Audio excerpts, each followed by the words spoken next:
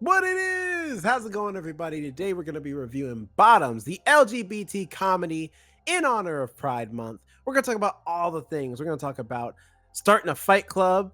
We're going to talk about just being a sorry ass football team. We're going to talk about caging players. It's a whole thing. So if you want to hear what we have to say, sit back, relax, grab a snack, grab a beverage, and listen on in to the first ones to die.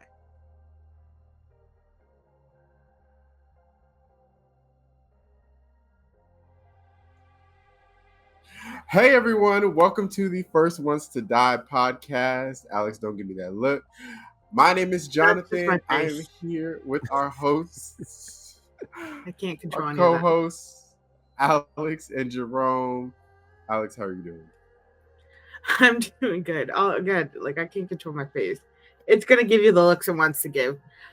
But I'm doing good. I'm tired. As I said, I went to the Fremont Fair with my sister and her wife Yasi, and it was also the summer solstice, which I had forgotten about. I don't like going to because it's a bunch of naked people riding bikes around Fremont, which like cool, you're comfortable in your body, go for it. I don't want to see it, so I always skip that part. But I went to the fair part and we got to see a lot of people were still painted from the bike rides, but they had clothes over it. Clothes on. So all you saw were like green arms or like these weird body paints that stopped under clothing. So that was interesting to see. But I did get to pick up some artwork and I want to show you guys. It was really cool. So it was by a artist who works in Vegas or comes from Vegas. Oh wow. Isn't that cool? Oh, that's cool. I love it. Uh, let me.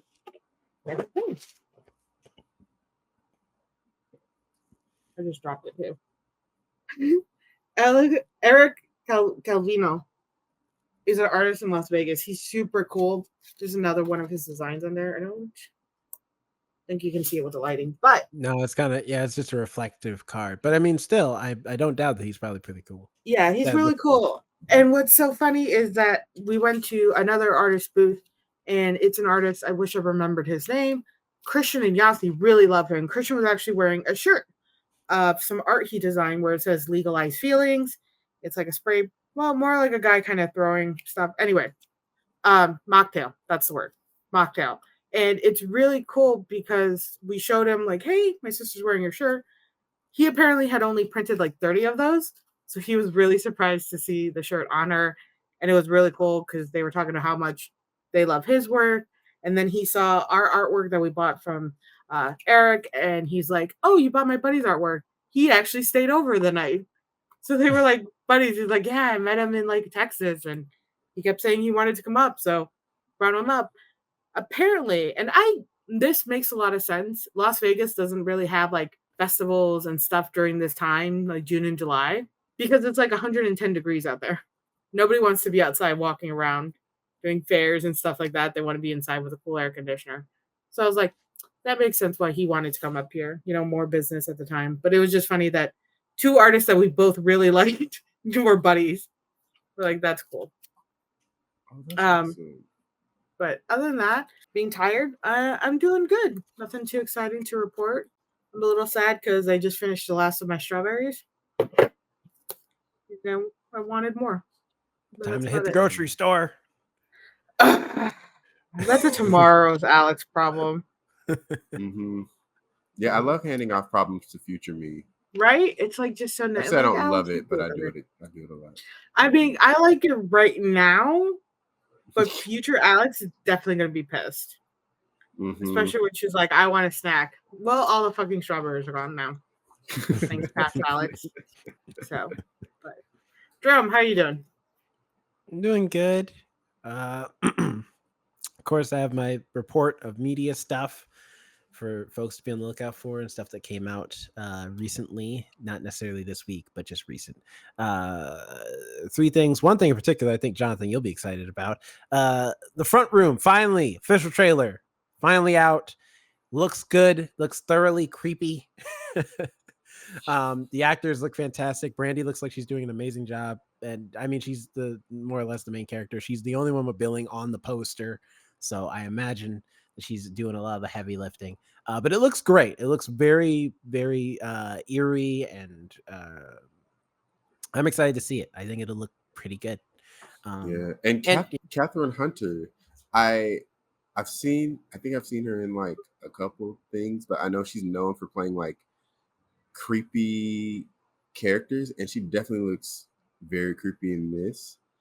I know one thing that a lot of people are saying is that because I famously do not like watching trailers, but I did watch this one because I've been like hyped for this movie, and a lot of people were like, "Oh, this is like why what it feels like I just watched the whole movie in the entire trailer." But if you've ever watched an A24 movie, you know that they're usually gonna like subvert your yeah, you really expectations. know what to expect. Right. So I did not get that from the trailer, but um I'm very excited as well. And Yeah. it's relatively close, September. I mean, a Mhm. few months. So, July is like next week almost. right. Yep. And then we also got a teaser trailer for Smile 2, which I didn't expect it to come out so fast, like the teaser to come out so fast, but the movie comes out in October. Um, it looks interesting. I like the idea that it's from a pop star's perspective. I think that could be really interesting. Because the last one was from, I think, like what, like a psychiatrist, right? Or Yeah, or or, or psychiatrist. yeah. So this one will be like from, and this is a movie I did not plan on seeing. Like literally, my ex wanted to see it, and then so we saw it together. But I thoroughly enjoyed it. So I may actually take some time to check out the second one. Um, and I like the lead actress. I think it's Naomi Campbell, right? Who's playing in Smile 2? Naomi Scott. Naomi Campbell's Scott, the that's her fashion name. model. Sorry, different person. Yes, very different people. Naomi Scott. She looks great. So I'm excited for this movie. It looks pretty good. Um, And then last but not least, well, we've gotten yet another trailer. We've gotten so many at this point for The Penguin, the new I saw series that. I coming see out it. on HBO Max that is about the Penguin from the Batman movie, like played by Colin Farrell. It looks every trailer we get just keeps making the show look amazing and more amazing and more amazing. So I am super excited for this show. I just can't wait for it to come out. It comes out in September. Hopefully, like there's been a lot of these rumors of people worried that there's not going to be a the Batman 2. According to, but James Gunn has been trying to be like, no, there will be a the Batman 2. Stop bothering me about there being a the Batman 2, because it's not going to be tied to the new universe they're making with James Gunn at the helm. It's going to be still its own thing, its own universe with its own rules and stuff like that. I'm like, DC, even if James Gunn did want to get rid of it, I don't think like DC and Warner Brothers would let him do that with how much money they made off of that first movie and how much excitement is coming off of this show coming up soon. So there's going to be the Batman 2, one way or the other.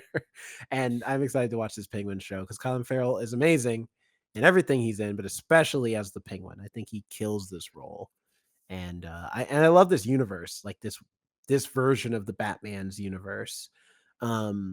So interesting. And so like it's down to earth but still comic booky enough to still be like a comic book, cuz like a lot of people when they think like realistic Batman, they think Christopher Nolan's Batman with the Dark Knight and Dark Knight Rises and stuff like that.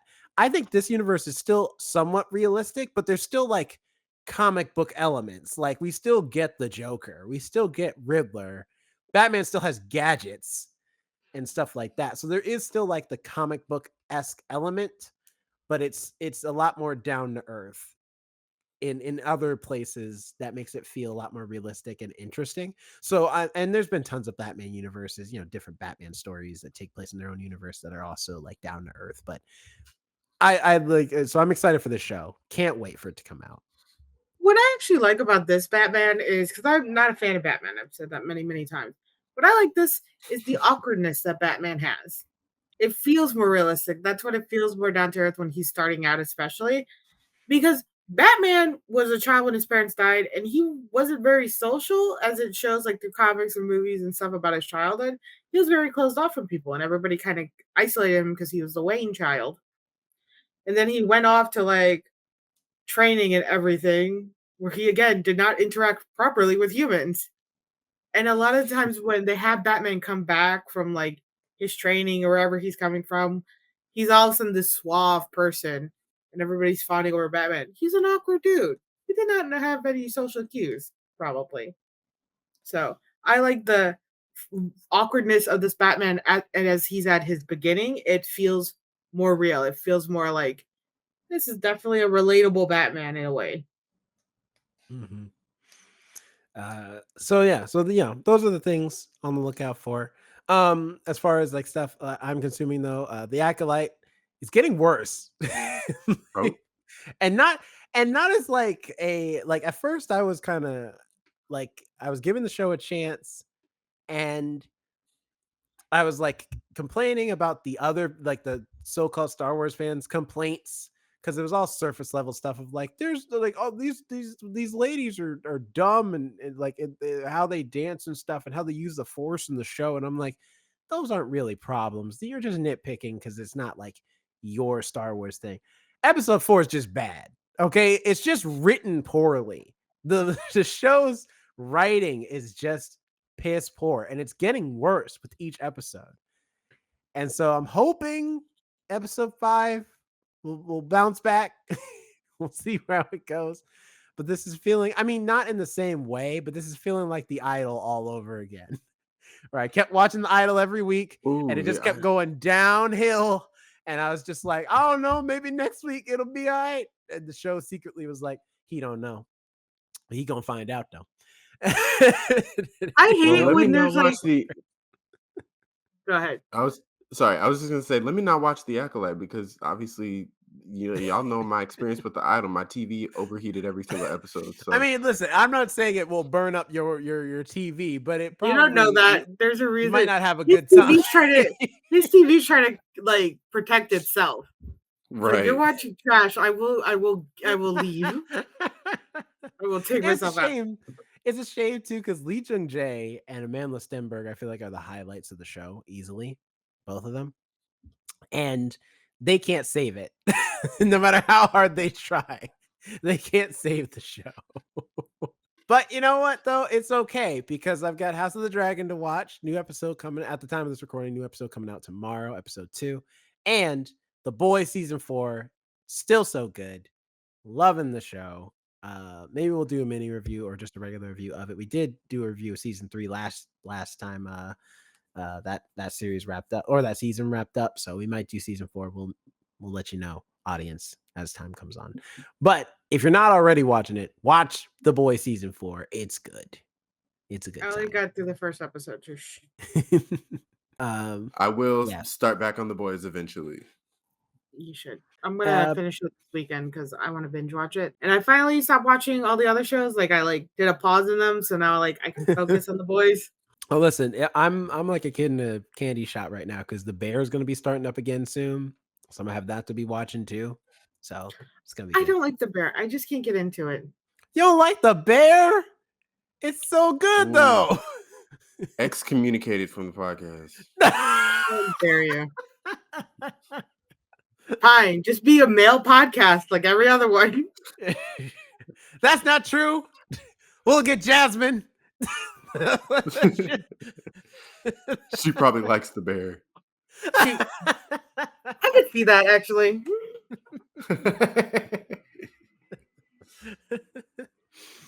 But I'm like I got plenty of stuff to watch. That's good. So I'm loving it. Also, real quick, this is an old trailer, but I'm excited for it. I just saw the trailer for it recently. Excited for The Wild Robot. It looks good. It looks like it's going to be another DreamWorks classic. The what? The Wild Robot.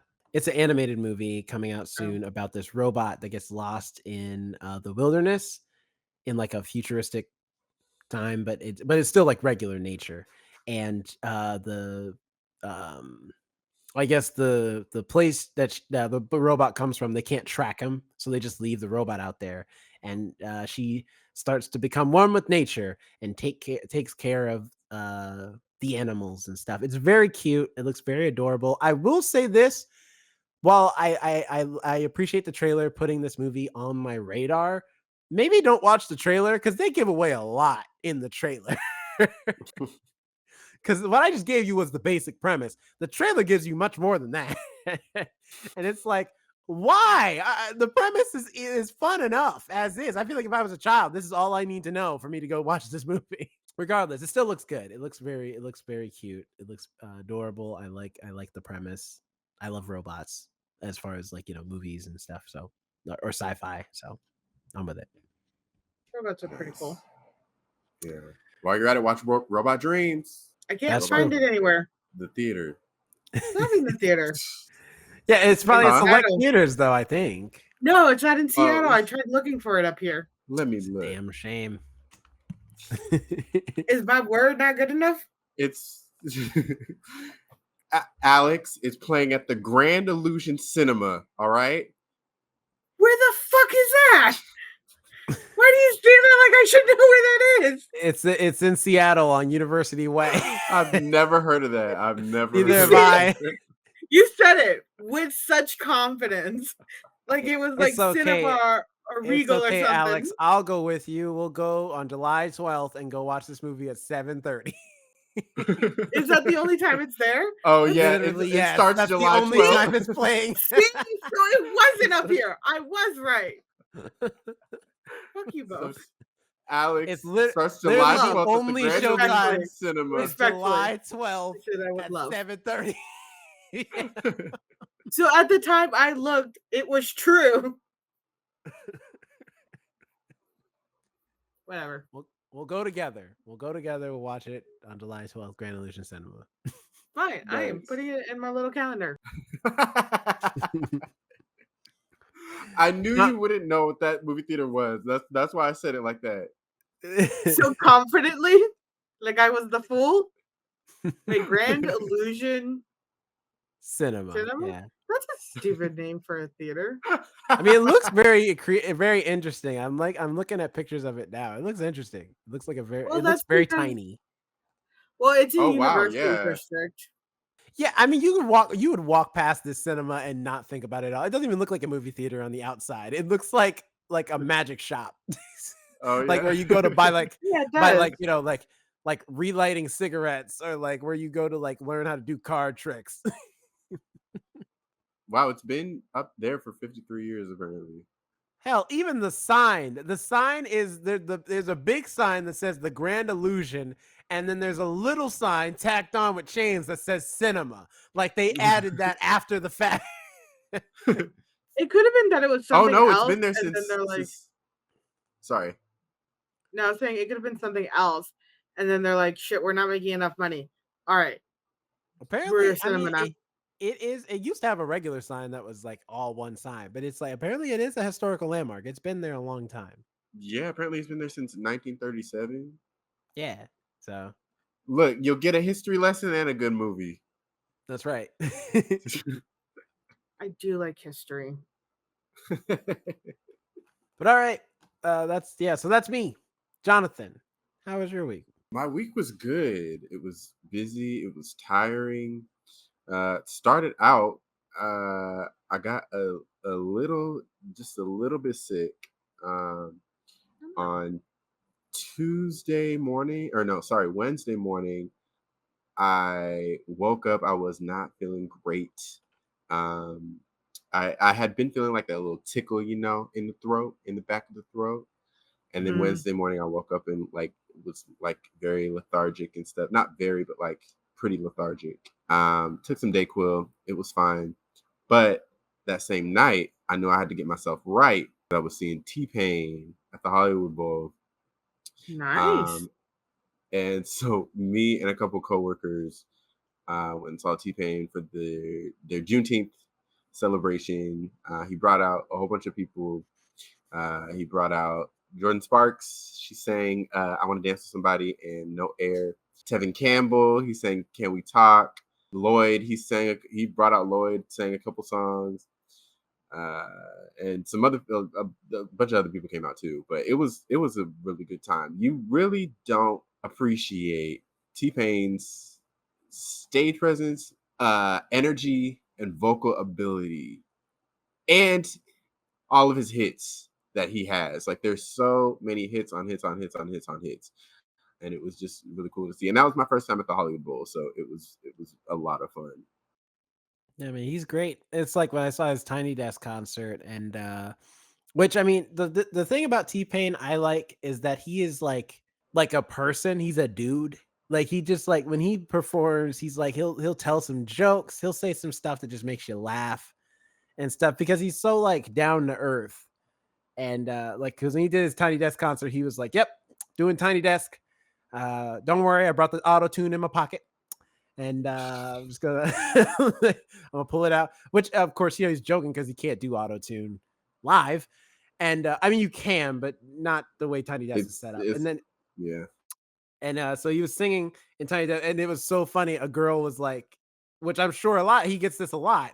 A girl was like amazed at how well he can sing because she's so used to hearing him with the auto tune, and he was like, "Yeah, you didn't think I could sing like that, did you?" And it's like stuff like that where it's like he'll stop in the middle of his set to address the audience and have fun because he's just a down to earth, cool guy. And so Yeah. I'm like, man, I'd love to see T-Pain in concert. I feel like I would really love to talk to him. I feel like he's a cool guy to just hang with. Yeah. Yeah, I think so too. He seems very like down to earth. And he can actually dance, which I did not realize. Oh, Um, really? I didn't think about that. yeah. And I mean, for speaking of vocal ability, he won the Masked Singer. He was the first winner of the Masked Singer. So it goes to show Nobody you. be expecting him to sing, man. No one knows what he can Mhm. do. Yeah, for I real. can stand by the Masked Singer. Although the Masked Singer, it makes sense with T-Pain going on there. I say singers shouldn't be on there, and I think it's stupid when people can't recognize the singer's voice.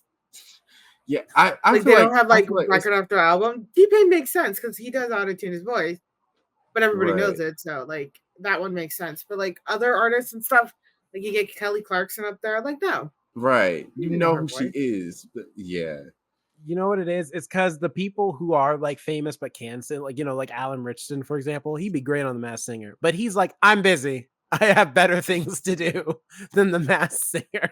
Alan these Richardson, I know. I believe that man, full on straight, would love to be on the Masked Singer if ever asked. days. He's like, I'll make time out of my day, man. He'll find a way. Listen, he's busy lobbying to be Batman right now. All right, he's got stuff to focus on. interesting. I watched an interview. He talked about this insane story about how he saw somebody break into the car and his ass just like chased this man down. I think they were like Paris or something. His wife was like, don't do it. He's like, I have to do it. And he just books it and just chases this man down to get that like stuff that he stole out of the car for the woman who's panicking. And I was like, that's insane. But also, if I saw Alan Richardson chasing me, I would just drop the shit I stole. He is a mountain of a man. I'm not going to try to outrun him or whatnot. I just drop it and like, all right, you win. I'm not going to I try. Funny enough, him pitching to be Bat because he said that he would like to do it. Like if he got the chance, he'd like to be Batman. I feel like he would make a good Batman, but I'm still pitching for Jensen Ackles. Like I still think Jensen Ackles can do it. I stand by. I don't want him as Batman because I love Jensen Ackles and I don't like Batman. And if he is Batman, it's going to lead to conflict for me. I don't want to like Batman. You already like Robert Pattinson Batman. I liked his portrayal. I'm still not a fan of Batman. Difference. But Robert Pattinson, when he got free from Twilight stuff, he's actually a fantastic actor and a Oh, fantastic yeah. voiceover actor as well. Yeah, he's a great actor. People just Mhm. give him a hard time because they're just like Twilight, like because they hate the Twilight movies. But I'm Right. like, no mistake. He's a great actor. The It script was was bad. It was There's the a whole difference. writing. It was also Yeah, Kristen Stewart was even he dogs Twilight, which I have Mhm. conflicted Oh, all feelings the about. I all of them do. whenever actors dog the work that they've been in, I'm always like a little bit side eye at that, even if they know it's bad. I mean, Yeah, I don't know. um, I feel like it But depends on how, like, it I depends on I how think much if time like is away from the project. Because, like, for example, when Halle Berry got the Razzie for Catwoman, she knew the movie was bad when she was doing the movie. And then when she got the Razzie, she was like, "Thank you for giving me this award for this piece of shit movie." Like, but it's like it makes it. I think it can make actors feel less like pretentious if they're like when they can admit when they've been in something that's bad. You know what I mean? For me, it That's depends I on think how that's many different actors though. actually go against it. Like, if it's the whole cast being like, this movie sucked, we worked on together, I think, all right, it's literally the whole cast. But if one person, like what happened with Zac Efron shitting on like High School Musical, and all the other people were like, no, no, everybody just turned to Zac Efron and like, oh, you're a dick. You turned on him real quick. I I think there's a difference between, and this could be a whole nother podcast, but I think there's a difference between like embracing it, and and like saying, "Oh, this POS thing, this movie. Thanks for the Razzie," like Halle Berry, like trying to distance yourself from it because it's bad, not because it's problematic or anything. And we now know better, and the times have changed. Blah blah blah. That's a different situation as well. But Mhm. just because you think it's bad, like not wanting to be associated with it, even though it probably made you as an actor, it was like one of your most iconic things. And I'm not specifically talking about Robert Pattinson for this, but actors in general, when they do that, it annoys me a little bit. I mean, it depends. I think, yeah, I think I can see it both sides because I do agree that it's like there is a level of professionalism that you should hold. It's like even if the movie's bad, maybe you You still shouldn't did be. it. You You still cashed did that the check. movie. You shouldn't be like because it's the same thing with like I don't know if you guys are seeing the news with like Russell Crowe coming for Dakota Johnson about her comments about Madam Web, where she's basically been like dismissing Madam Web basically, and Russell Crowe being like, I'm sorry, are you acting like you didn't read the script and realize that you were in like a cartoon, like bad superhero movie? That's kind of it's the name of the game, baby. Like, what are you talking about? Like, what do you expect to be doing? High art? It's Madam Web. It was only ever going to be so high on the Because level of quality work. Marvel sometimes it movie. is, sometimes they are in those situations, they're trying to save face. While they're working on the movie, they're like, oh my gosh, this is going to change lives. Like, people are going to be amazed by this. This is going to be great, the greatest thing of my career. And then it comes out and it maybe flops or people criticize it a lot. They're like, yeah, I knew anyway when we were filming that. Yeah, that wasn't anything. Like, they're trying to save face because they don't want to, it's trying to save embarrassment a little bit. Well, When, with especially with like Madam Web, when they came after that movie, they're like, yeah, production was bad, and then you didn't get to see Sydney Sweeney in like the costume more than like 2 minutes and stuff like that. When that stuff was said, everybody's like, yeah, that's true. But with Dakota Johnson, everybody just came after her acting, which she is a shitty actress. She should not be an actress. She does not have talent. She does not have facial expressions. All right. And I stand by that statement. So when people are like, yeah, Dakota Johnson, the acting was bad, she's like, no, no, no, it was the script and everything. The whole movie was bad. Like, no, no, the movie was bad. None of the other actresses got hit with their acting was bad. Only you. Only you. And there's a reason for that. All right. And that's when she's like, oh no, it's the script. And then why didn't all their other acting? Because all their other acting, I watched it. It wasn't horrible. They did what they did with the script that they had, but like they gave it all. They moved their faces around, express emotions. It was not a good movie though. In general, it was, I don't know how we got from T-Pain to the We went all the way anyway, around the but mulberry. Did it's you have about anything else? wait. It's about people who clearly enjoy the work that they're doing, like T-Pain, where he's having fun and is showcasing, and people enjoy it and respect him for it, compared to Dakota Johnson, who is literally the opposite. she is your op, Alex. It's on site. So I also yesterday I saw a play at the Geffen Playhouse. It's called Tiny Father. It's basically about this guy who is in a hospital. He's not a patient in the hospital, but he just had a daughter who was very premature, and she's in like the little incubator. Dang it! She's in the little.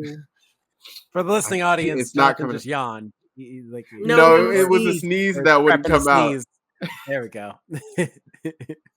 She's in the incubator, and there's only two people in the play: the guy and the nurse.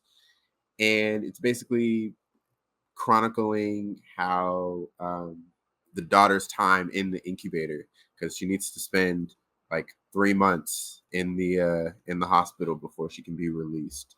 And Makes sense. his partner, who was just a one night stand, who had the baby with him, passed away during childbirth. So he's navigating this new fatherhood life alone, and it was really good. It was really good. It was very simple, but it was effective, and I really liked it. And it's the first time it's been performed at the Geffen, or it's a world premiere. So I was that was prepared pretty for cool. your description to be like it was about a father who shrinks down, and now he must find a way to get himself back That's to normal size. I thought it was gonna be something like that. I thought I had read online that it was some sort of sci-fi thing. So I was like preparing for that, but it was not. It was very much I based was actually in reality. prepared for it to him like to be, reversed in age or something, like 22 again or something like that, where it's like now the father understands the son because he too was just little like him or something. Wait, so the play's from the baby's perspective, or is it just like, or is that just like the No, setup? it's no the uh You're still it's third from the person. yeah, it's you're Okay. watching the man and the nurse just interact and trying to get this baby healthy. That's basically it. Damn How is it, it a man! Don't you baby? understand? The baby is premature. It needs more time, but I want to take my baby home. No. Pretty sure. I was in a baby incubator when I was born. After I was born, Oh yeah. yeah, they kept me in one of those glass cases with the oxygen. That's still one of the Uh, best. I forget who said it. It was a comedian. That's still one of the best Yo Mama jokes I've ever heard in my life. I was just like, yo, I heard your mama was so ugly that when she was born, they had to put tinted windows on her incubator. I was like, God, that's if someone said that to me, I'd be like, I'm just gonna go home, just go ahead and kill myself because there's no way in my lifetime I'll ever come back with a comeback like For me, to that. I know all the nurses loved me. I was cutest baby in the NICU. Mainly because when I was born, I was like 13 pounds, like almost 13 pounds, or 11 pounds, 13 inches. My mom had a big baby. And I was next to all these little preemies that people couldn't carry. So, like, the nurses were able to handle me. They're like, yes, a real baby, a normal sized baby, actually, an extra large baby with all the tiny NICU babies. They had to carefully move about. Then I come mm, supersized doll. Would um, you give it 5 and then stars? Yeah. I would, and Nice. um, it was all I guess all people of color, even though there was only two people in the cast. It was um, the nurse, she was an Asian woman, and the guy, he was black. So Hmm. yeah, it was really good. I give it 5 stars. Um, and then finally today, I got to go to a cool thing in Hollywood. It was a podcast recording. So today is just all about podcasts for me. But it was a podcast recording for Kiki Palmer's Baby This is Kiki Palmer podcast. And the special guest, and this is the first time she's done something like this, because she's had a podcast, I think, for maybe like a year or two, but this is the first time she's done like a live in person thing. And I saw it on social media. Tickets were free and it was in LA. So I'm like, yeah, let's Mhm. go. Brought a friend, and uh, we got there and they had like an open bar. They had drinks. One of them was called what's tea or something. What's the tea? And then another one was this one has a little sweetness to it, a nod to her Hot Ones episode slash meme. They had a bouquet bar where you like make your own bouquet, and Interesting. yeah, and then like photo ops and everything. And then it was time for the recording. There was maybe like 150 people in the audience, and the special guest for this episode was Ayo Adebari. So they were both there, and she interviewed her, and it was so good. The conversation was so good. I was like entranced the whole entire time. They were basically just like hyping each other up the entire time, and it was really cool to see. I'd love to see them do something together. The episode I looked, and the episode won't come out until July 3rd. But I'm excited to listen to that. And at some point, and I knew Kiki was gonna do this. At one point, they were talking, and Kiki like threw herself in there to be on an episode of The Bear. And usually, when she does that kind of stuff, she usually gets it. She did that with Insecure. She threw herself out there to be on Insecure, and she was on Insecure. I So mean, the who bear does knows? get Maybe, like some weird cameos, like, and yeah, like, and they never like make a big deal out of them. They just show up, like that episode when, right. like, well, especially that episode when it's the family episode, and you got John Mulaney, John Brun- Jamie Lee Curtis. Uh, Oh, John uh, Bernthal that was the first season. he was in the first. This was in the second season, but you got Sarah Paulson, freaking Samara Weaving. Like it was like, what is happening? But I mean, I get it. It's like the Bear is doing so well. If anyone's like, hey, you want to be on an episode of The Bear? You goddamn right. What I gotta do? Am I cooking? Am I just showing up? I don't care. You know what? I don't even need to have lines. As long as I'm on screen, that's all that matters. I'll be there. But yeah, it was a really good time, and it was really cool to see. And I was laughing a lot because they were both hilarious because they are both very funny. I thought you were gonna say.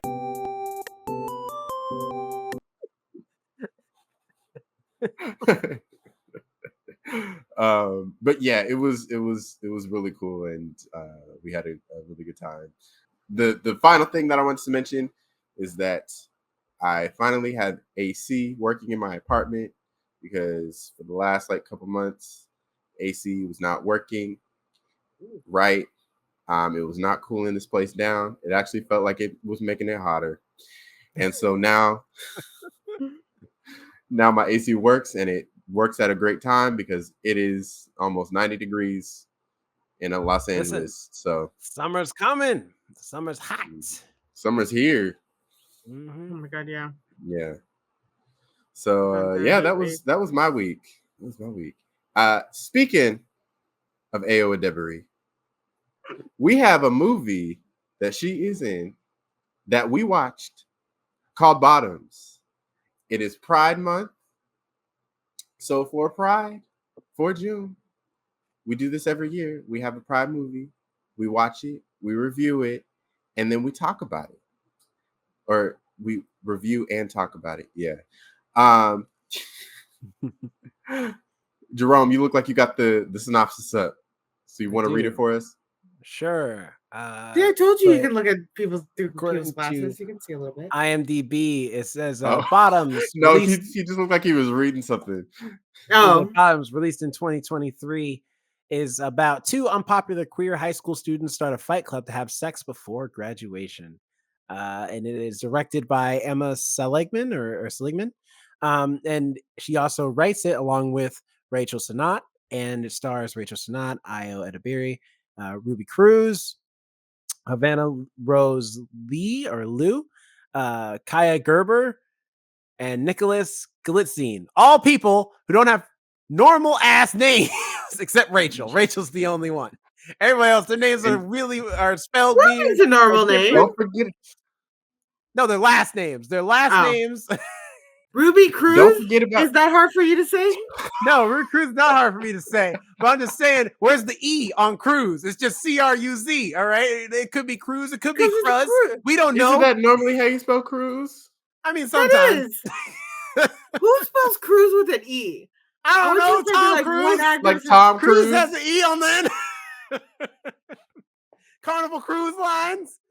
Do not bring a ship into this. You forgot to mention Marshawn Lynch. I mean, I guess that's true. I'm just coming over the top six. All right, we're gonna get to Marshawn Lynch and Miles Fowler. Yeah, I'll get him to her. We'll get to them. All right, they're there too. Plus others. There we go. That covers the bases. Plus others.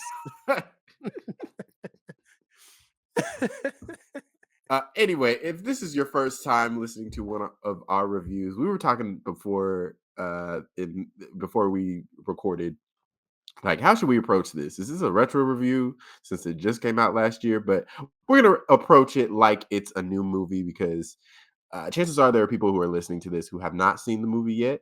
So we are going to first do a non-spoiler section. We'll give our general thoughts. Did we like the movie? Did we not like it? And overall, what did we think about it? And then we'll go into spoilers. Alex, did you, what did you think about Bottoms?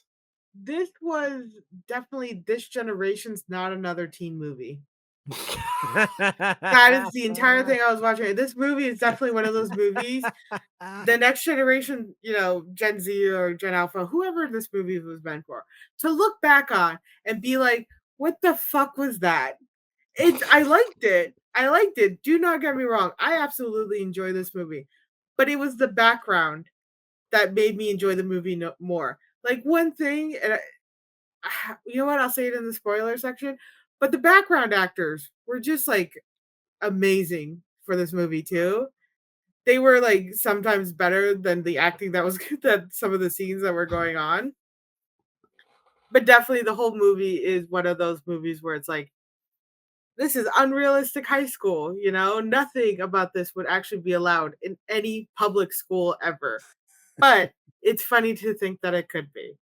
Um I did enjoy all the acting. I think they all did a wonderful job. They really played their parts well. I didn't find anybody too much or not giving enough for their role. I think they really gave it their all and just it was just a fun movie to watch. It was a lot of ridiculousness and it was just this is a good movie to enjoy. Don't take it seriously. But it does have a good message in there too. What about you, Jonathan? What are you thinking? I thought this movie was a lot of fun.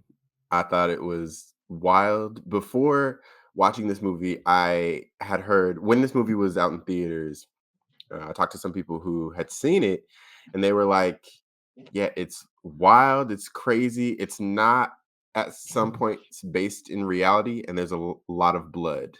Those were like the main takeaways that I had heard from this movie. So I really, I knew what to expect, but didn't know what to expect at the same time.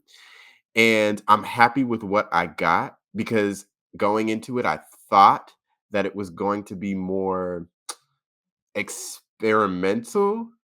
And I don't know if I would have liked that for this movie. So I'm glad it was more so of the satirical side than the just like not based or like the experimental side. Um, but I thought there was I really liked the themes in the movie of both uh like the queer community and like femininity and like feminism um and just like friendship as well.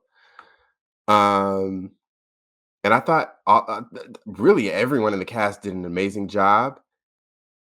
And shout out to one Marshawn Lynch because this is the first time I've seen him act. I think he's been in like one or two other movies. He's been the last time I saw him in anything where it was really serious was when he was in the third season of Westworld, which he wasn't in it much, but he was in Westworld as like a character. Um, Um, um, but yeah, this is the first thing that I've seen him in, and I thought he did phenomenal. Like not even just good, but I thought he did great. And I am excited to see him in more things. And it looks like he is going to be in a lot more. Oh, he's going to be in that movie with Kiki Palmer and Eddie Murphy, The Pickup. All right, so I'm excited for that. And yeah, it looks like he has more movies down the pipeline. I mean, he's retired from the NFL, so yeah, I mean, you got to listen, make your. if the like he's not the first athlete to move into like the acting world, so Mhm, I'm not opposed to it at all. yeah. But besides him, Io and Rachel, you could tell that they had so much great chemistry on screen. Uh, and I believe they're both in the comedy circuit, so I feel like that lends well to their connection on screen and how they connected with all of the other supporting cast as well. I thought worked really well. They didn't just connect with each other, but were able to um, share some good moments with other people in the cast too. So I appreciated all of that. Jerome, what did you think of this movie? I like this movie makes me think of I met this writer once who said something that like I see what her point was, but I don't necessarily agree with what she said, which is that like she was like, well, if you want to write interesting, because we were just talking about writing interesting women in uh fictional content, and she was saying if you want to write interesting women, you just write them like guys.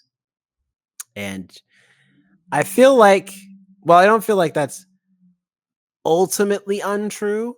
I feel like this movie in particular is the antithesis to that statement because these are some of the most interesting characters and a very fun satirical comedy, and they're not written like men, they are written like gay young women who are just a little horny.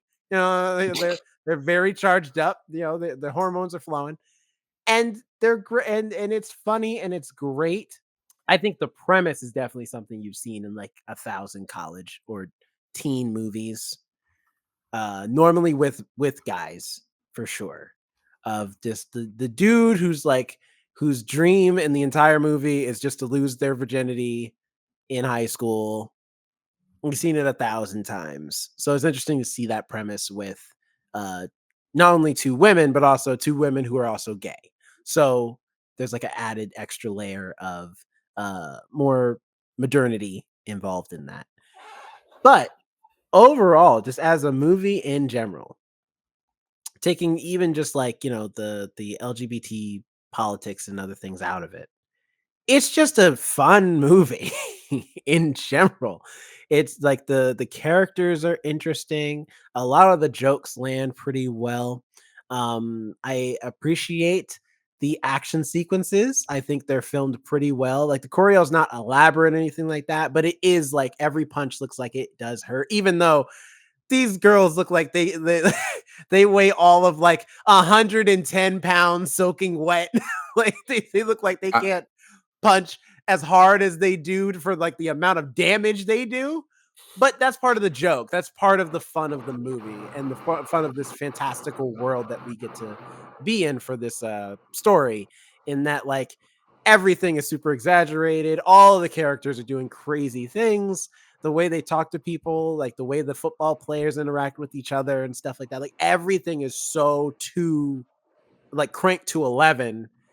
You roll with it. You know what I mean? You suspend disbelief. And that's like the fun thing about this movie is that from the very beginning, they're like, no, this is going to be a fun time. Do not take us seriously.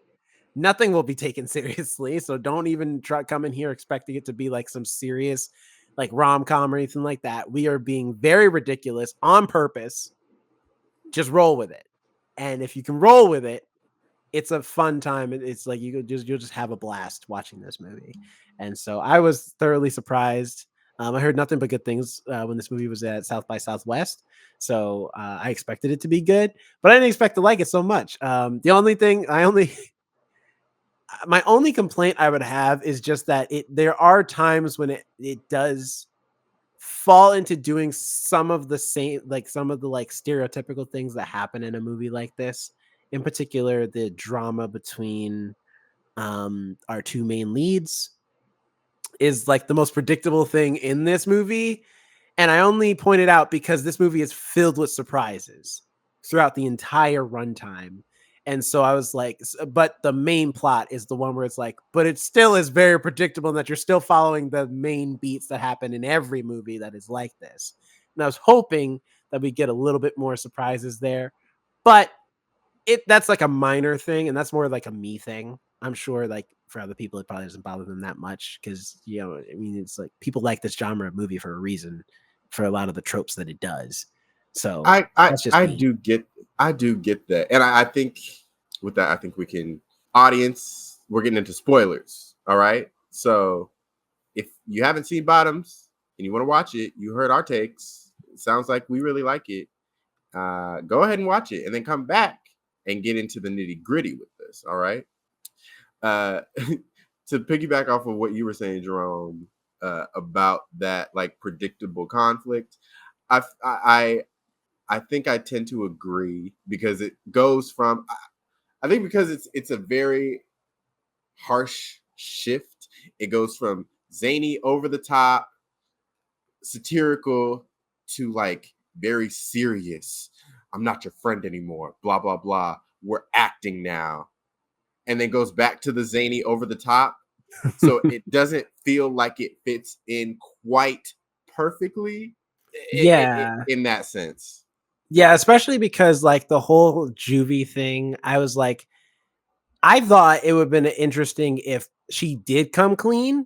And like, that scene when they're at the diner and she's like, I have to tell you something, and she came clean with her, and then we get like some other interesting things there.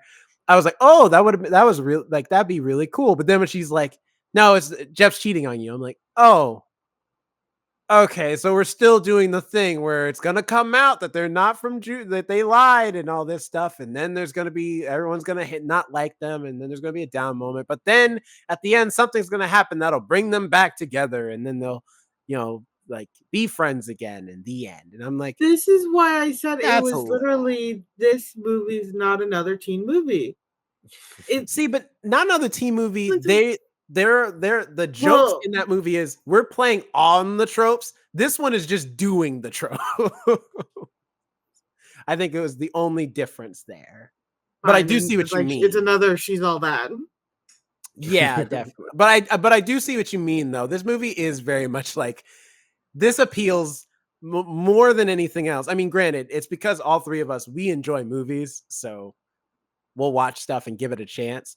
But I could easily see someone who's older than us, or even maybe someone who is our age who likes a specific type of movie, being like, there's like the movie's about all these gay girls and there's all these weird jokes and they're trying to I didn't understand any of the conflict and how are these kids interact and stuff. I'm like, no, this is definitely a movie that like appeals more specifically to the current generation, like now, like in this time, this specific time period.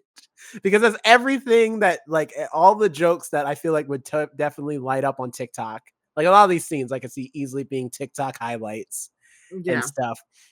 A lot of the like editing choices and stuff is very like quick cuts, very flashy, for those with short attention spans.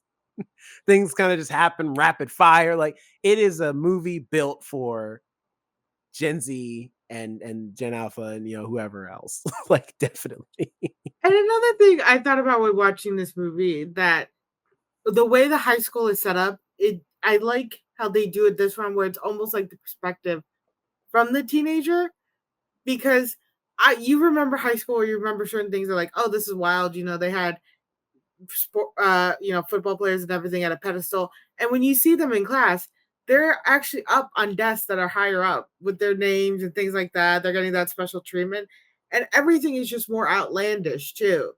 So it's almost like you're seeing their perspective of what is high school. By the way, when I mentioned the background actors thing, there's a teenager, a football player, in a cage in the corner in Yes. the classroom. Okay. I mean, granted, it does Is that become what a you plot point later, It but I does, remember seeing that too, and I was like, but I'm sorry, that are plot we not point getting doesn't Are we acknowledged not always going to finish. address there's a this? student in a cage back there? Well, also in the first scene where it shows, about like, I want to say 20 minutes into the film, they're in the classroom, they're talking. The teacher, Mr. G, goes back in the back of the class after class is dismissed, and he's just talking to the kid in the cage. Just like, and I'm like, the girls are having the conversation in front, but this is going on in the background, and I'm like, what is this? The plot point came very much later. So all the scenes in the one classroom, you're just watching this kid in a cage, and you're like, he's just working out in there. He's just, holding on to the bars, and you're like, why though? Why is he in there? Do I Later want find him out because free? he's a psychopath. He is a psychopath. I He's feel the like more Hulk. movies should.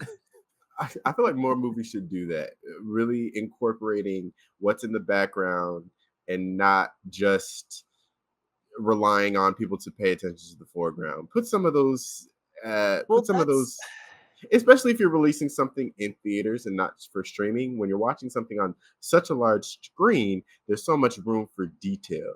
And I didn't know what you had meant at first when you brought it up, Alex, about the background. I was like, oh, I didn't notice what was happening in the background. But then you brought up the cage, and I'm like, okay, yeah, I know exactly what you're talking about. But I think that element should be used a little bit more. well, that's like what makes this movie great is that it's like even though it's high school, but it is like it's almost like its own fantastical version of high school. The world building in this movie is so strong, like from like the background characters, like the painting on their lockers and stuff. We get to like even like when the cheerleaders at the football game do their routine, and the routine is they just like pour water on the head cheerleader, so she's basically doing a wet t-shirt contest type thing, and then that's the whole routine. And it's like in any other movie that wouldn't work. That would just be such a on the nose joke. But in this movie, That's what I was it like. works perfectly because that is this world. This I can believe in the world you've presented to me. That would be a cheerleading routine, and that's literally all we're doing. And that's what I said. It's almost like you're seeing it from the perspective of the high schoolers because they're imagining this is what high school is like. These are the cheerleaders. All they don't even need to do anything. They just need to throw water on themselves. Or the football, players are treated like gods at the school, and when they're like the bottom run, even like little details are just they've done really well. Like at the beginning of the movie when they're trying to discuss starting the fight club and Josie's really kind of still on the fence about it. And PJ, they're at their lockers, and PJ's talking to this other girl, being like, yeah, it's for the lack of female bonding that's going on at the school or female solidarity. Josie is pulling out multiple hats from her locker. Mm-hmm. When she's petting, she's like, I don't think I see her wearing a hat throughout this entire movie, but she was just putting like 10 just caps in her bag. And it's like, what was that for? It's the weird little details like that that also make this movie like really fun. It just like there's just enough where it's not like too distracting, but enough to keep you in the scene.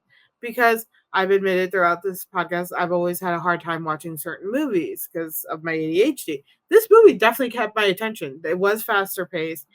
It did really well with the colors because I like colors. Movie was very colorful, and then just those like little details there with the kid in the cage, the hats in the backpack, when the girls are fighting in the background compared to like when Josie and PJ are talking and the girls are like really going at it, pushing each other. It's Mm-hmm. just really entertaining to see that they are using almost all of their set. It doesn't when PJ and Josie are talking, it's not just them are the focus. It's everybody's in frame. I will say I, though, Josie and PJ, like they like when the movie started, I was like, well, you know what? Half y'all problem is y'all can't get no women. Y'all don't know how to dress. Y'all look like y'all just grabbed the nearest thing from the clearance sale at the Goodwill and just put that on for the day. Like, where's the PJ's what? outfit in the first episode. Okay, I will give you PJ's outfit is Opening cute, scene. but okay, no, correction. Let me rephrase that. PJ knows how to dress at least a little bit, but she don't know how to talk to nobody. And Josie's problem is that she don't know how to dress and talk to nobody. If that like the whole movie, I was like, God damn it, get a pick for God's sake. Look at your hair. Yo, you been looking out here looking like a Napsy Hustle out here with all them damn naps in your head. For God's sake, get your fro right. You ain't gonna do my girl Ao like that. All right. No, Ao, the person, looks amazing. She knows how to get dressed and look good, all that stuff. Josie, the character, be out here looking raggedy, okay? I am not part of this conversation. I Because you know I'm right. That's why. No, I don't know you're right. I just don't belong in that part of the conversation there. I'm just saying, like, if you want to, it's like we as men, we say it all the time to other men all the time. It's like, if you want to catch the right girl, you got to throw in the right bait. All right. The right bait can be something as simple as like, how you dress, how you take care of yourself, walking with confidence, how you talk, all those things. And these girls, I'm like, it's not that y'all can't get the girl. I feel like y'all have it in you. I believe in you, okay, to get these women. But you got to believe in yourselves. You got to start putting, like, you're throwing in the right bait. It's the only way. I would just get a personality. That's a good bait too. I mean, that too, but that's only part of it. It comes with there's other factors you got to throw in there. Jerome said, when you swipe on Tinder, you don't swipe on personality. You swipe. I mean, that's true. Listen, you can have personality for days, but if your teeth are yellow, like you've been using Crayola as your toothpaste of choice, like Crayola is crazy. You ain't getting no swipes on Tinder. There's a girl on TikTok who collects dandelion Crayola coloring because they discontinued it back in 2016. So now she collects all of them every time she finds one. And I don't like that. I know that Crayola discontinued a color in 2016. I don't want that information in my head, but it is. It is. Also, did they do the market research to realize that people didn't care about that color? Like, why? What was the determining factor for them to discontinue? So they just discontinued that color because they introduced a different blue into it. So they're like, we need to move one of the colors out. And I guess dandelion yellow was that color. Maybe they did do market researching. They just brought in a bunch of kids and they're like, pick your favorite colors. Right. Which one should we get out? Oh, that's sad. That was the last one. They're like, nobody wanted dandelion yellow. Anyway, back to the movie. Dandelion yellow. No. Really? Sorry. I remember that specific color. Yeah. That's weird. I don't know why, but why is everybody's color dandelion yellow? Oh, it was my favorite. I just remember it. I remember dandelion being a specific color. Well, what a specific color to remember, though. Did you have a favorite crayon? Me? Both of you. Did you guys have a favorite crayon you used? There was the one that was macaroni and cheese. Oh, I do remember the macaroni and cheese one too. Yeah. I don't think I was a big crayon person as a kid.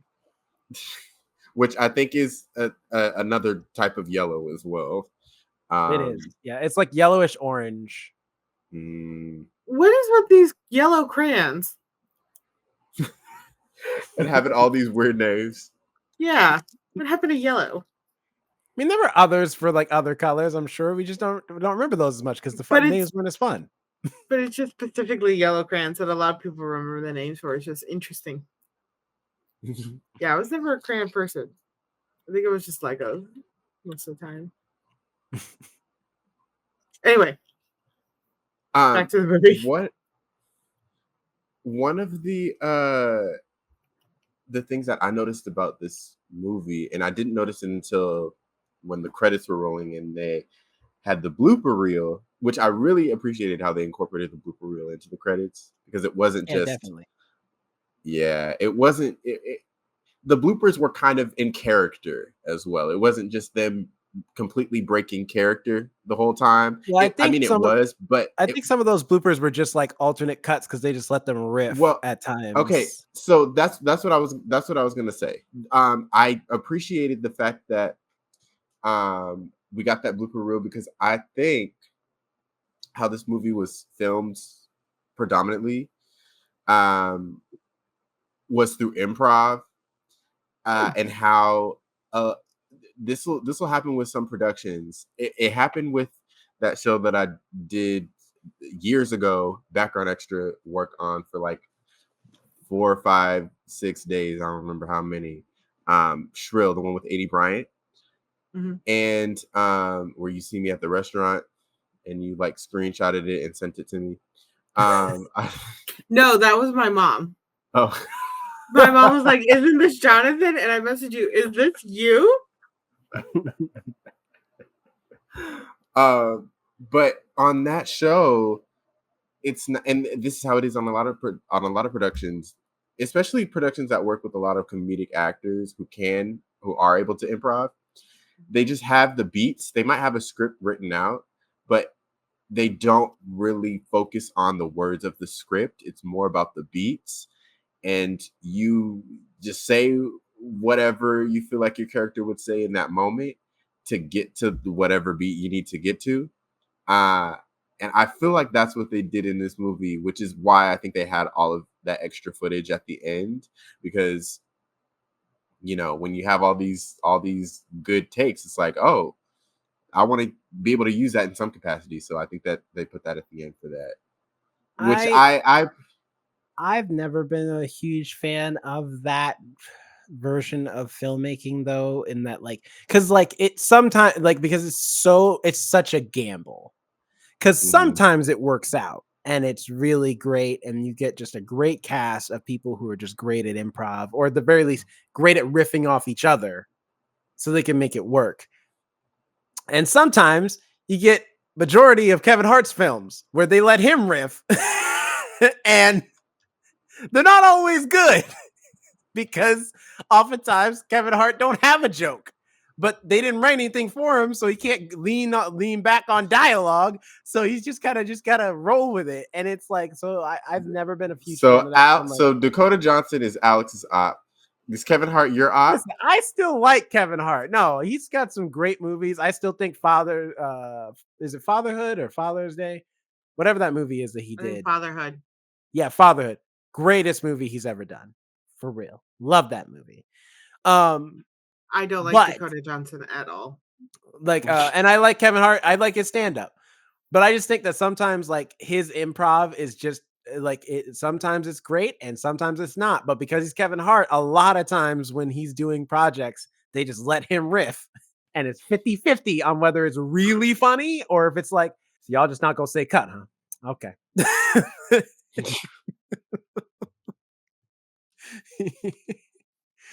But I mean, granted, I will say, like, the cast here is pretty good, and it seems like they did have a pretty solid script for them to rely on.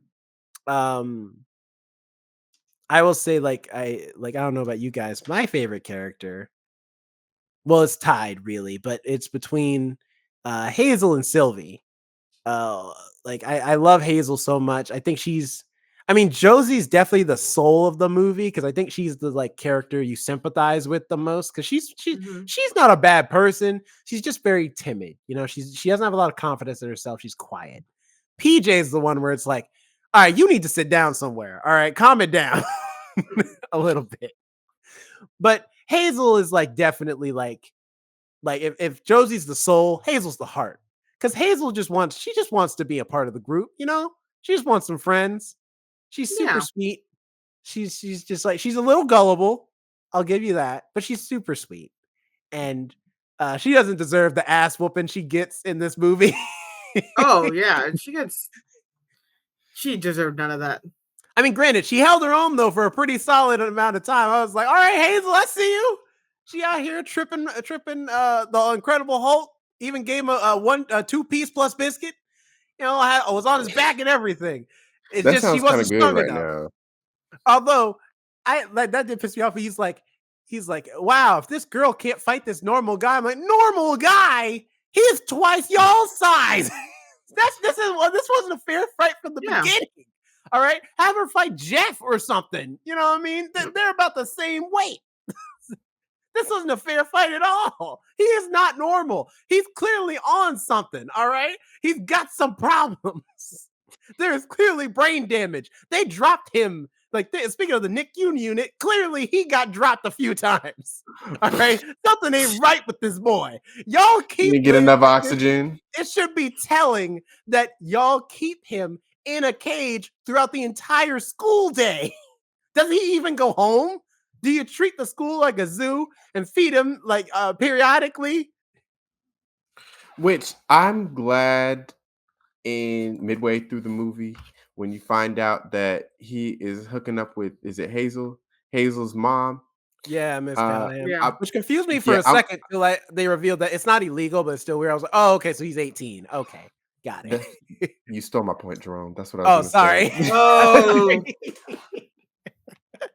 Go ahead, do it again. I'll yep. Okay. All right, there, rewound. Now you go. Which I'm so glad they cleared up that he was 18 midway through the movie. Like that was so good. I'm glad that they put that in there. I know. I thought the same thing, and Doesn't really make it that much better though. Go with Jerome's take. Forget it. Okay. No, you made a good point, Jonathan. That they were smart to reveal that first during the movie. Because I thought at first I was like, she's a like, because I literally said out loud, and I'm glad no one heard me. Whereas just like the second it came out, I was like, oh my gosh, she's a predator.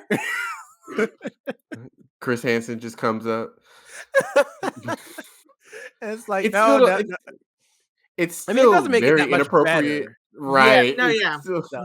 Oh, absolutely. It's still creepy as fuck. yeah, It's legal, but creepy as fuck. right. But it's I mean, but Hazel's great. But I love Sylvie because I love her energy. Although she has problems too, because her whole thing is I can finally kill my stepdad. And I was like, is your Oh stepdad my like god. abusive or something? No, and then she starts telling stories like it's like he just wants to like hang out with me on movie nights and stuff. And it's like I get it, you're my stepdad or whatever, but like I'm like, what do you mean? But like it sounds to me like he's a good guy. And you just want to murder this man for no reason. Dude, no, the scene where they're like just talking about or when it was way at the beginning where she's yelling, "Yes, Queen," and she's like actually like screaming it. I was like, oh, she unhinged. She very unhinged. Maybe she belongs in the cage. But the way she was just like, "Yes, Queen," and it's like, dear Lord, you need to smoke weed, not huff paint. Yeah, The I other one's gonna remember help you relax. the whole time I was just like, I love the enthusiasm, but maybe let's take it down a notch. Okay. What it's like from that Fresh Prince of Bel Air episode where he's like, he's got the spirit. He's a little confused, but he's got the spirit.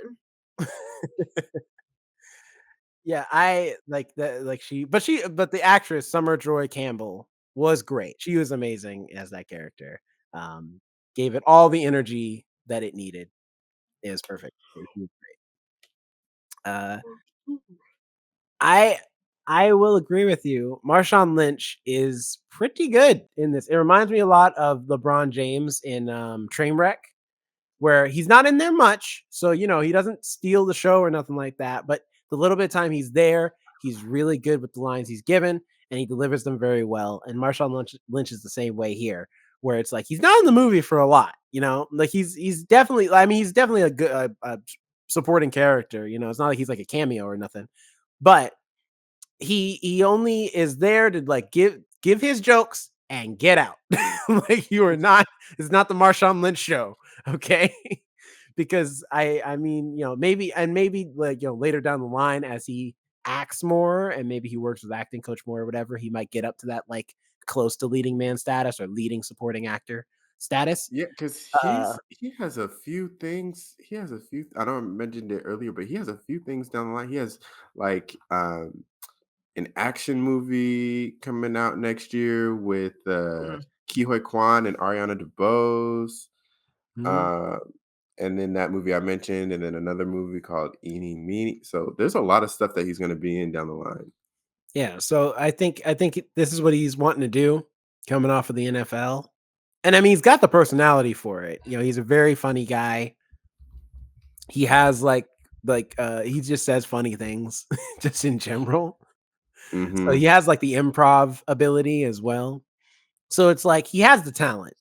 Absolutely. Now it just needs to like refine it down to be able to do more and more things as time goes on. And that's every person coming from a different uh like entertainment field into another. Dwayne the Rock Johnson was the same way. So was John Cena. So was uh Justin Timberlake. Like every actor, like every like entertainer coming from one form of entertainment into another form, you have to learn the ropes. That's just how it goes. But for John what he was Cena's like given, a he's great. fantastic actor with that. But also with Marshawn Lynch, I did want to say this: a lot of those actors who come from like the uh different forms of entertainment kind of get stuck in a parody of themselves. Because although I like John Cena, he still kind of plays the same character over and over. Don't get me wrong, he is The Rock. hilarious. I absolutely love him. Yeah, it's the same character. Rock Marshawn especially. Lynch, Dave Batista yeah. is the one who kind of broke outside the Oh box. yeah. Dave Bautista's it's his acting skills are insane, and he's Mhm. allowed himself to take risks, even with dramatic roles. He's like, yeah, he's like, I can do that.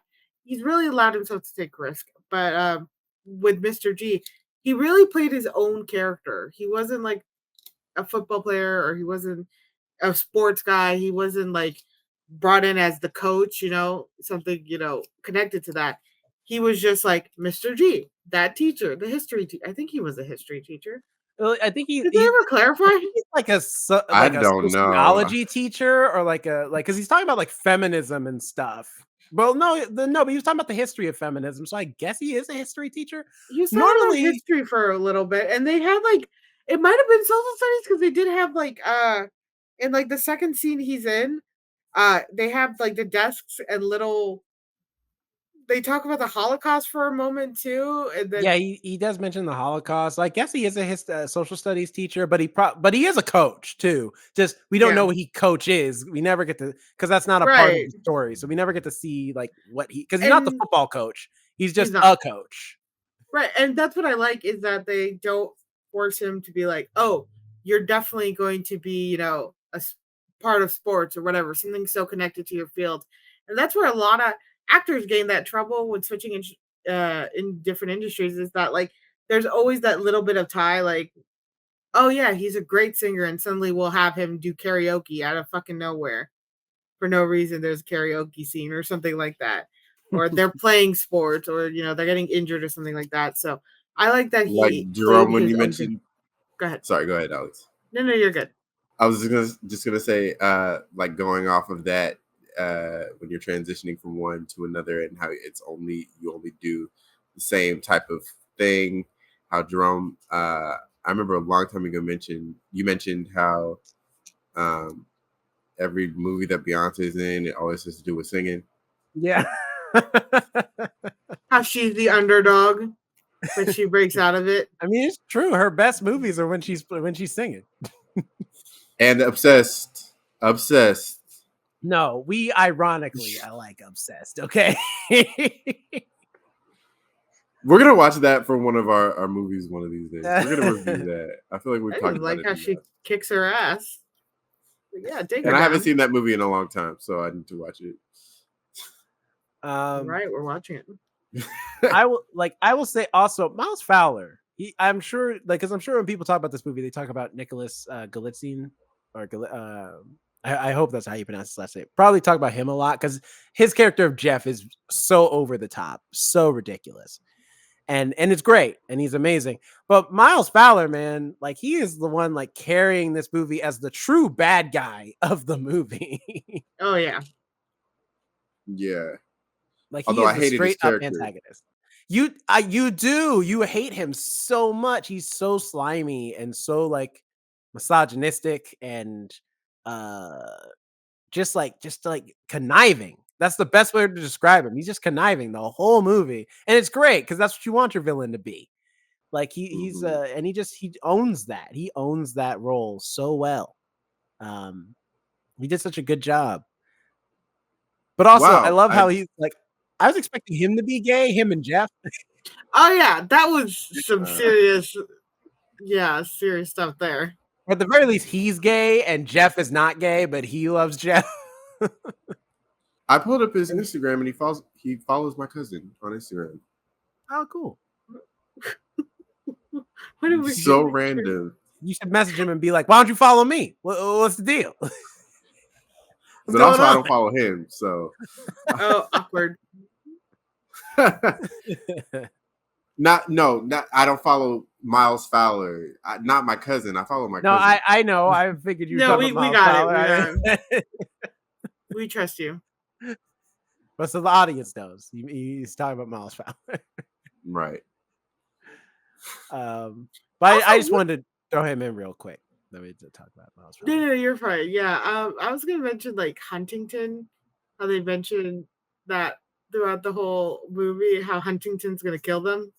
Yo, Huntington don't care too, because even after they fail to kill Jeff, like, or I guess get him set up and ready to get killed, Yeah, they straight up see a whole group of girls and nothing says to them, well, you know what?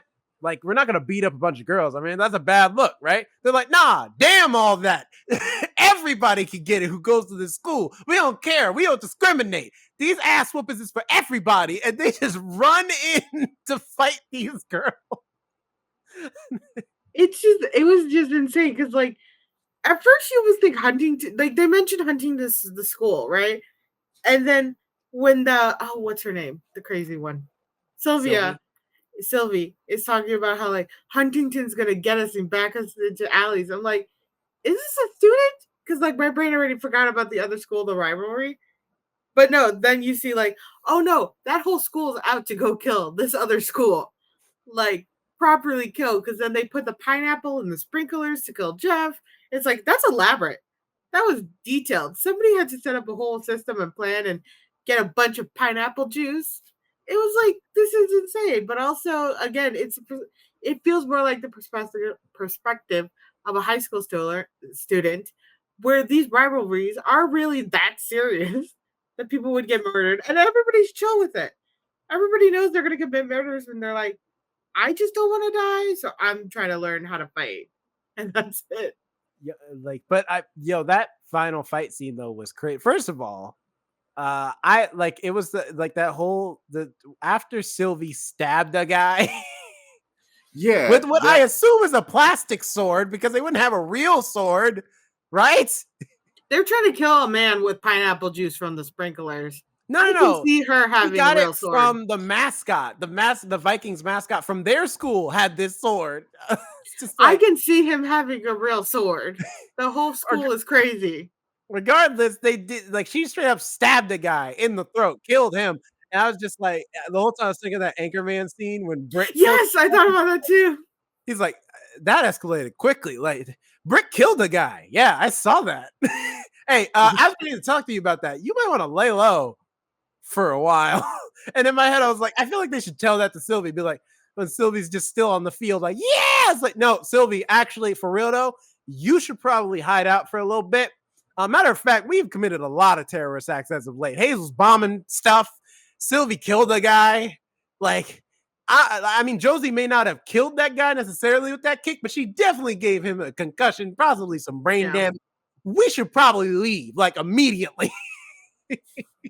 There are warrants out for our arrest right now.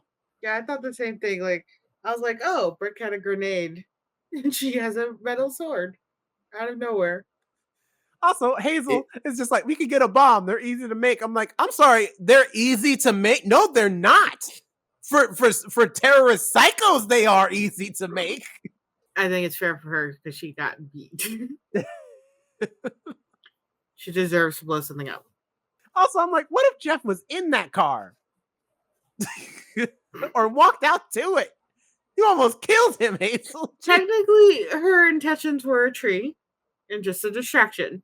It did escalate. Again, it was an escalation. I will also say for this movie, a lot of blood. There's a lot of blood, but no actual body damage. Well, no, like, some people have scars over her nose because she does. But has a bandage, but she's not purple and bruised. Like if you actually broke somebody's nose, you're all purple and bruised and everything, or your nose is kind of jagged. She has a bandage, a small bandage over it. They're like minor bruises, you know, like a little laugh. Yeah, but with how much blood these people are spilling, listen, that's where you draw the line. That's where you draw the line. If you're gonna bash somebody's head open, show me the brain. There was a comedic amount of blood, and the blood was very like bright, like bright red. It was bright red. I appreciate it though. I appreciate because when she punched her in the nose, and then her face just gushed blood. I was like, God damn! I said punch me in the face. I didn't say try to give me a damn concussion, Josie. Jesus, what's wrong with you? It's that like aggression. Like we've been friends for a long time. I think I just need a good clock in the face. I love whack-a-mole. Whack-a-mole is my game. I will destroy anyone who tries to come at me at whack-a-mole. Thank you very much. I do not have a fast enough response time to play whack-a-mole, and I accept that. Also, the game where you shoot the water into the clown's mouth. Yeah, I'm Don't not try great at me. that either. And I like the also ski the ball one game where you like roll up the ball. and to make the horse go faster. No, the one it's like Oh, you're talking about ski ball. you're Ski talking about ball. skee ball. Yeah, I Ski-ball. like that Skee-ball. one. That one's my favorite. That one's Oh, my game. I'm not great at skee ball. But I am good at the one where you roll the ball into the hole to make the horse go faster. You know, That one I don't know. No. But what I'm you've hearing is seen it that we before. should all go to a carnival together, and we all have special skills.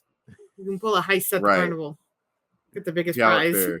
Before we go, I get like in honor, like this is a movie we're watching in honor of Pride. It's been fun talking about the actual movie just itself. But how do you guys feel about the not only the romance in this Representation. movie, but also just like the representation in this movie in regards to, because it's very lesbian focused, even though I think that the like Isabel is bi, I guess.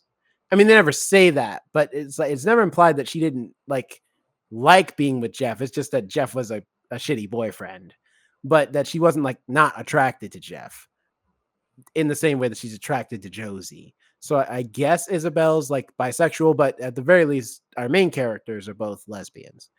And so I guess like what are you guys' thoughts on that? Like on both, I guess, the romance plot and the representation in this movie. For me, it was actually sorry, no one's saying anything. For me, I actually like the way they handled the queerness in this movie because as being queer myself, a lot of times in media, you always have to have the character say it out loud all the time. Or you have this moment where the two other characters are talking about the main character and like, oh yeah, she's a lesbian or this or that. And I'm like, nobody in real life just does shit like that. Nobody in real life just talks about somebody's sexuality in the middle of a conversation or brings it up. I don't go around telling people I'm queer, you know? It's not something I do when I introduce myself. This movie, I liked how they handled that behavior where, yeah, you didn't know if Isabel was a lesbian or bi or pan or whatever because it wasn't a big deal. It didn't need clarification. It did need clarification with the two main characters, with PJ and Josie, where they were like, oh, yeah, we're definitely full on lesbians. There's no clear needed. It was just, I like this girl a lot, or I like this guy a lot. It was as simple as that, just like any other, comic teen movie where the main character is chasing after the girl because, like, she's going to be perfect and I love her. That was all that needed to be said and all that needed to be cared about, honestly. And their sexuality wasn't a heavy focus of the movie, which is great. That's what I would like to see in more queer movies. It's not necessarily about being queer, it's just about the actual romance or the actual plot of the movie. So I think this movie definitely handled that really well. And I did enjoy that a lot. Yeah, I agree with that. It was very much not it was them operating in a space where they could just be versus like having to define their it's obviously mentioned multiple times during the movie that they like girls. But it's less so Shut a up. thing He's of cute. Yeah, I got my There's no my reason own to call me out every time I do it, okay? It's just so obvious. Leave it alone. Hi, Gibson. Oh, you some. For context for the audio listening audience, caught Alex yet again slipping, taking a picture of Cheddar. He's right there and he's adorable. All right. And I can't help what he is. Yeah, let me put him down. But yeah, like Alex, like you were saying, I did appreciate that aspect. And like the scene when who was it was trying to kiss Kai Gerber and she's like, I'm straight. Oh, PJ. Yeah, she's I think is her character's name Rachel? Brittany. My bad. The actress's name is Or Rachel. Brit. Brittany. Or Brit or Brittany. I'll say, no, just Brittany. I love that was a funny joke. She's like, no, just Brittany. Just call me my name. I I felt like that was also an interesting dynamic because you had on the one hand where the other relationship it more or less succeeded and this one failed. So you had that diversity of those situations. And I also like that there was no obligation for the two lead characters who happened to be lesbians could also just be friends. They didn't have to, become lovers at the end of it, which I Yeah, feel like realize happens that a the lot. person they wanted to be was with them the entire time. Right. The true Fight Club was the friends we made along the way. Right. Right. Because I feel like a lot of stories could fall into that trap. Um, The so magic yeah. wasn't in the Fight Club. The magic was in you the With the entire friends. time. Oh, I thought you were about to say the friends we made along the way. No, Alex already did that joke. I did. I did. Uh, Uh, so yeah, that's what I think. no, I agree. I think like first of all, I think the romance with Isabel is I think it works really well, especially because in a movie like this, normally the person who is like the popular girl, or in this case, popular girls, because Brittany and Isabel both, they don't acknowledge the main character at all. And it's not until the main character does like, does whatever gets the plot started that then they're like, hey, you're so and so from like chemistry or whatever, right? Like, and then like the plot starts. In this case, from the very first scene, they know who they are. Like they know who Josie and PJ are, and they actually don't mind talking to them. It's just that Josie and PJ are weird and awkward.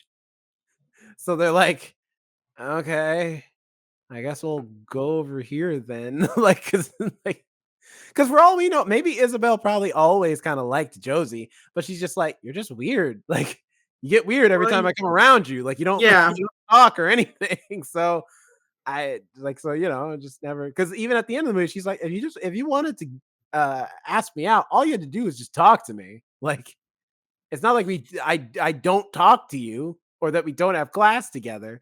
Which I think is the most modern thing about this movie is that they address because even mind you, I wasn't like the most popular kid in high school, but if you're in like, but I knew some popular kids and we did like, sometimes like, granted, we weren't like friends, we didn't hang out outside of school, but when we were in school, they'd be like, oh, hey, Jerome, what's up? Like, we talk and stuff because that's what you do because you're in school.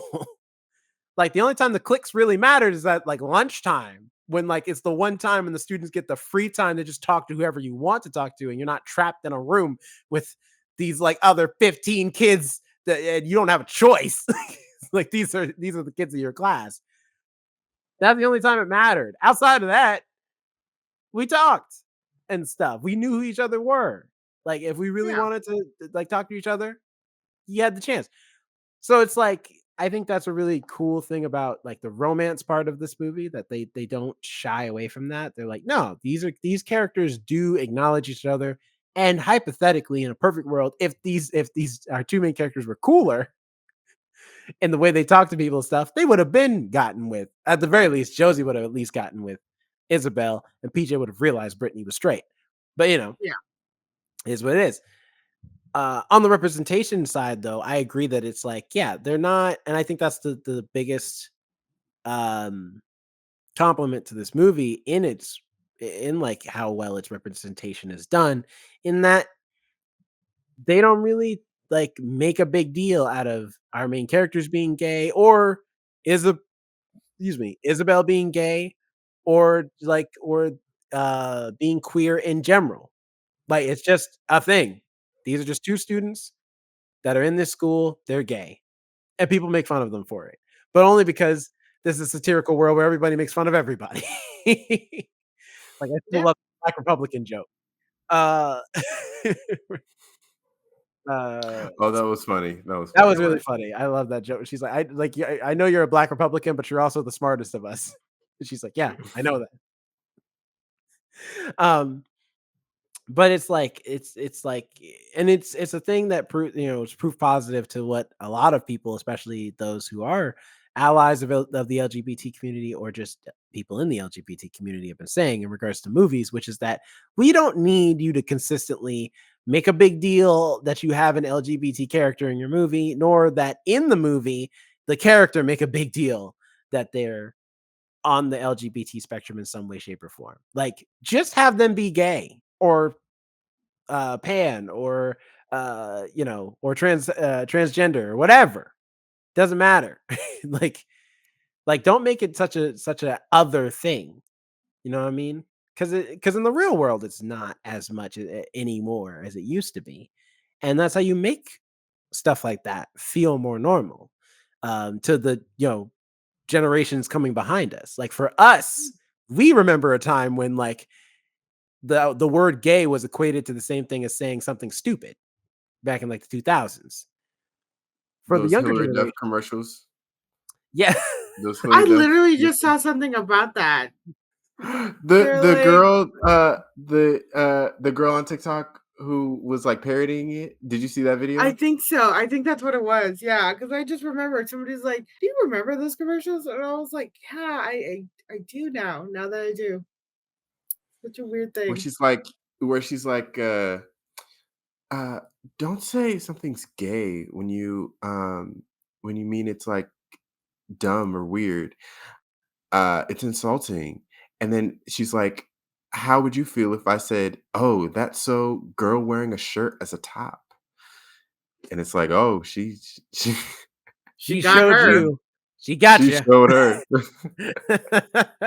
But it's like, but it's like all three of us, we remember that time period because we lived through it. We grew up in it. So it's like, so being gay and being queer and all that stuff was weird at that time. Like, as far as like being able to come out and say that and be proud about it, it was weird for a lot of kids. I remember I had a few friends in high school who were figuring out their sexuality, and it was hard for them to come to terms with that because of where we lived and what the societal norms were at the time.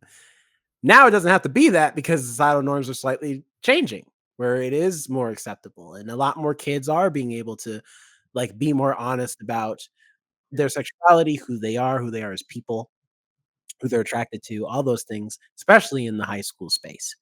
And so having more characters where that's just them, and we don't make it a big deal, not because it's not important or because being gay isn't something that you should be proud of or anything like that, but because like we don't want you to feel like you're not also a normal 16-year-old kid, no different than a cisgendered 16-year-old kid. Like you both are gonna have the same similar issues in regards to like being awkward around who you're attracted to. Maybe like being a little awkward and trying to ask them out to the prom. When you you're know, 16, everything's just awkward. Everything's uncomfortable, and that's okay. right? Like, you know what I mean? You're gonna have those weird talks with your parents when you talk about who you like, and and your parents are gonna be like, "Oh, you like so and so? I think they're cute." No, Dad. When you say it, it's weird. You know what gets weird I'm trying when to you be get supportive. I'm just trying. no, you know what's another awkward stage in life that nobody talks about? It's when you and your parent find the same person attractive. There's a show and I'm like, oh yeah, that guy, I really like that guy. My mom's like, me too. And I'm like, I don't like that. I don't like that you find him attractive too. I'm now at that age. And it gets weird. Again, life is awkward and weird at all stages and at all times. And your sexuality shouldn't have to be on that part of it. Because like Right. with my sister now, before people she would have to tell people, yeah, I'm lesbian, I don't have that conversation. Now it doesn't matter. Every time she meets somebody, she's like, that's my wife. That's it. It's as simple as that nowadays. You don't have to keep coming out to people every time you move somewhere, you come something, and you're like, yeah, fair warning, I'm this. Now she can just be like, that's my wife. And it's everybody's like, either you're comfortable with it or you're not. And if you're not, then well, then fuck off. Simple as that. And quote that and put it as the description of this episode. Happy Well, Pride, especially, y'all. yeah, Happy Pride. especially because like I always say, and this is my thing, my final thing on this is that listen, if you don't want to watch a movie with gay main characters or whatever, you don't have to. The door is right there. Everyone's been clipping as of like that SNL sketch with Key and Peele where they're talking to the Muppets, the Muppet characters who are the old men who complain about the show. They're like, "You are more than welcome to leave. Like, you don't have to be here. There are plenty of movies for you, and there always have been. You're just mad now that there are other movies for other people that aren't you." that have different lifestyles, that have different sexualities, whatever. These are movies for these people so that they can see their stories finally on screen. Yeah. And they don't have to be ashamed about it either. You know what I mean? Like like entertainment's for everybody. It shouldn't be pigeonholed by like people who are cisgendered, white, male, doesn't matter. Entertainment's for everybody. Everyone's story matters, and everyone should have a chance to see that reflected in the entertainment they enjoy, especially something like this. It's a fun comedy movie, and it's really enjoyable. It's got great characters, great uh, um, storylines, great action, strong satire. It's a great movie. And I encourage anybody who is willing to open their mind and be a lot more encouraging to those that are not like you to watch it. Give it a chance. You might enjoy it. I think you will. I think you will. Not even might. You will enjoy it, I think. Yeah. Nice. All right, quick round the circle. We don't have to really talk about our like because I'm pretty sure we pretty much Yeah, we kind went of through our final explained. thoughts. But grade, just the grade. Jerome. This is definitely for me, I think it's a B plus. I think this movie is really strong, really fun. It's just that like that the predictable little story beats a little bit. I think it kind of because I agree with you. It's tonally inconsistent with the rest of this movie for them to have that. But I mean, overall though, the movie is still a good time. So B plus. I give it an A minus. I think the movie knows what it is. I think it wants to be predictable like that because it is just a teen movie. I think the world building, as you mentioned earlier, is phenomenal with this movie because even the background characters that, my favorite thing to point out is the boy in the cage, had a purpose. It wasn't just silliness that was in the back or hiding or something like that. It had a purpose and eventually did become part of the story. So their world building and how, again, I state it's kind of like you're seeing through the eyes of a teenager yourself, where the school is chaotic. There's no real structure. Everybody's wild. Everybody's the extreme of who they are. There's nothing subtle about anything. Definitely how I felt like in high school. I remember being in high school and being like, oh, yeah, that kid's, clearly doing this. Nobody's aware of it at all, but it's like, it's right in my face. So I think the world building was done so well, and all the characters were really the extreme versions of themselves, but not too extreme where it was like this is just corny. They were extreme in the world they built in was perfect for them. So I think definitely an A minus. What about you, Jonathan? I would have to agree with the A minus. I didn't see too many faults in this movie. Maybe that beat where we got a little emotional was a little weird and tad bit misplaced, but it didn't throw me off of the movie so much. Uh, and maybe one criticism is that it wasn't long enough. I think this movie could have been like 15 or maybe, yeah, See, maybe no, like I 15 I would minutes agree with longer. that. I think this movie I is the perfect length because I think I thought you Wow. don't want to overstay your welcome. I thought it was the perfect length for my situation today because I finished watching this movie right before we got on here. But I think that I would have I enjoyed watched it this maybe morning. I think I would have enjoyed watching a little bit more of it. So yeah, I overall I enjoyed it. I enjoyed all of, like I said in the beginning, I enjoyed all the themes, um, and I enjoyed uh, the comedy of it. You can tell it's written by people who know comedy, um, and yeah, people who are just in tune with today and the humor of today, because a lot of people aren't in tune with the humor of today. So yeah, it was overall just a fun time. I will say with the humor of today, what you just said, that reminds me with the Unbreakable Kimmy Schmidt or whatever it's called. Yep, Uh, was it? that was it. All right, I That's it. got a title right. Um, they make a lot of jokes about millennials and stuff like that, and it's just constantly Oh, like, well, it wasn't. It's like it's funny, but also that's like the most. millennial like internet thing, like the only millennials you'd see on the internet at the time, and it's like that's actually not a real reflection of real millennials. Like we're all tired and dead inside, a good chunk of us, compared to like the millennials who wore the like fedoras and bullshit like that. So it was a little like, all right, they have the cartoony millennials, which you see a lot of representation of millennials. That's the cartoony millennials. This feels like actual like teenagers, Gen Z to Gen Alpha. I don't know how old Gen Alpha is actually, but like, because I I think think Gen Gen Z is Alpha's already in cap there. is like right now like 26 or like I think 20 right now 26 or 27 is like the cutoff. I think Gen Z is already in their 20s in colleges, you know. Gen Alphas, I think they're in high school, and it was just that like this didn't come after their generation style, like oh it's Gen Alpha or it's Gen Z, like they didn't constantly talk about the generation. They were like these are just kids, and you know what? They are sarcastic as fuck, and that is definitely that generation going on there.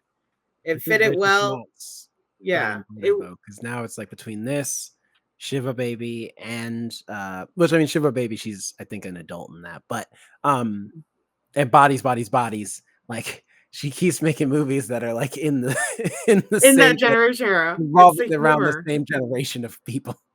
Yeah, but like it fits. It's like, all That's right, you guys don't take things that seriously, but you know what? I like it. I like it. Even yeah. the Idol, Which her is fair character in the Idol, even to a degree. which is that was a little more mature, but it's in the same Realm. like not like content wise, but like character wise, I think. Oh, okay. But yeah, that's at least she in this her and Ao both can convincingly play high schoolers. Like they don't look. I think they're at least I know Ao's in her 30s, but Yeah, they're like older. Right. Both of them yeah, are older. I don't know but if Rachel Sennot's in her 30s, but yeah, I think Ao is. yeah, but and at least you ride that wave where you can play high schooler while you can. But I'm gonna need Mr. Mason Gooding, Cuba Gooding Jr.'s son. I'm gonna need him to bless you. I'm gonna need him to stop playing a high schooler because your days are numbered. All right, your days were numbered like 5 years ago. All right, you cannot play Oh, a high also, schooler anymore, and we're that's all he wrong. does. We're the same age actually. She's 28. Oh, she's not in her 30s. Okay, she's 28. No, she's almost there. She's 28 years old. But back to Mr. Mason Gooding. Stop playing high schoolers. All right, I'm warning you. That's fair. Also, Because every time I watch a daggone movie or TV show that's where high schoolers are present, I got to see his face, and he's always playing the same character.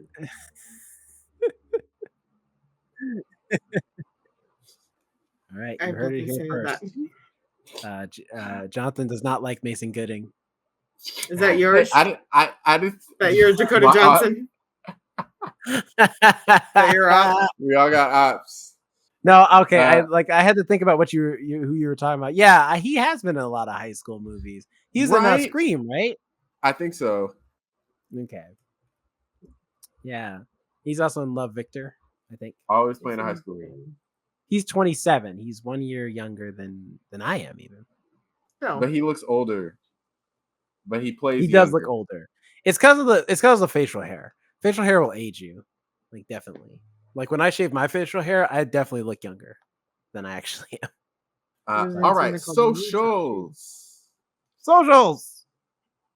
Alex. Jonathan, go. Oh, okay. You can find me at Jonathan Keys on Twitter, Instagram, wherever you please. You can follow us at The First Ones to Die on all of the social media platforms. You can email us, thefirstones2die@gmail.com. If you're watching us on YouTube, please give us a like and subscribe.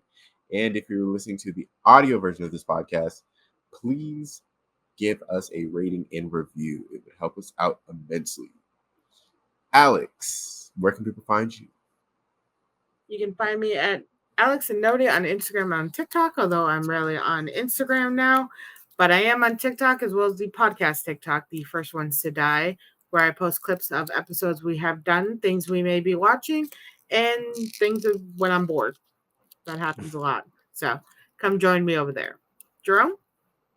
You can find me at Jerome on Instagram, and also, like Jonathan said, please do subscribe to the YouTube channel because there's tons of great content coming up there. Stuff like video game videos, vlogs, or no, I was gonna say gaming videos again, but no, actually, mini reviews and video versions of all of the podcasts. So if you want to get like the video version of seeing all three of our lovely faces, go on over to the YouTube channel to do that. And if you're already on the YouTube channel, thank you so much for watching. We appreciate that.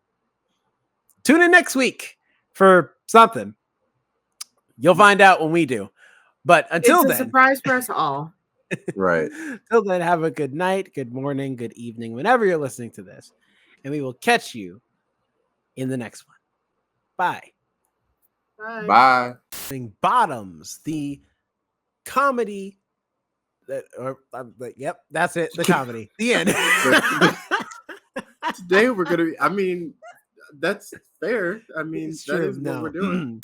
Go on over to the YouTube channel at The First Ones to Die to see all the fun stuff we got going on here, like mini reviews, book reviews, gaming videos, vlogs, all types of stuff. Please follow us at The First Ones to Die everywhere. Go ahead and give us a like and subscribe.